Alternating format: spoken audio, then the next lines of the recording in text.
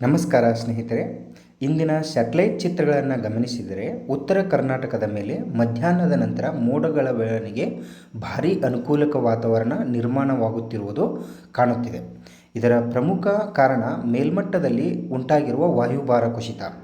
ಈ ವ್ಯವಸ್ಥೆ ಬೆಳಗಾವಿದಿಂದ ರಾಯಚೂರುವರೆಗೆ ಮೋಡಗಳು ಹೆಚ್ಚಾಗಿ ಹಲವೆಡೆ ತುಂತುರು ಅಥವಾ ಸಣ್ಣ ಪ್ರಮಾಣದ ಮಳೆ ಇಂದು ಸ್ಟಾರ್ಟ್ ಆಗುವ ಸಾಧ್ಯತೆ ಇದೆ. ಇನ್ನೊಂದು ಪ್ರಮುಖ ಬೆಳವಣಿಗೆ ಎಂದರೆ ಬಂಗಾಳ ಕೊಲ್ಲಿಯಲ್ಲಿ ಇರುವ ವಾಯುಭಾರ ಕುಸಿತವು ಪಶ್ಚಿಮದತ್ತ ಚಲಿಸುತ್ತಿದ್ದು ಆಗಸ್ಟ್ 1ರ ವೇಳೆಗೆ ಗುಜರಾತ್ ಭಾಗ ತಲುಪುವ ಸಾಧ್ಯತೆ ಇದೆ. ಈ ವ್ಯವಸ್ಥೆ ಅರಬ್ಬಿ ಸಮುದ್ರ ಮತ್ತು ಬಂಗಾಳ ಕೊಲ್ಲಿಯಿಂದ ಯಥೇಚ್ಛ ತೇವಾಂಶವನ್ನು ದೇಶದ ಒಳಭಾಗಕ್ಕೆ ಸೆಳೆಯುವ ಕಾರಣ ಆಗಸ್ಟ್ 1ರಿಂದ 3ರವರೆಗೆ ಉತ್ತರ ಕರ್ನಾಟಕದಲ್ಲೂ ಮಳೆಯ ಚಟುವಟಿಕೆ ಹೆಚ್ಚಾಗುವ ಸಾಧ್ಯತೆ ಇದೆ. ಕೆಲವು ಭಾಗಗಳಲ್ಲಿ ಸಾಧಾರಣ ಮಳೆಯ ಜೊತೆಗೆ ಸ್ಥಳೀಯವಾಗಿ ಉತ್ತಮ ಮಳೆಯ ಕೂಡ ದಾಖಲಾಗಬಹುದು.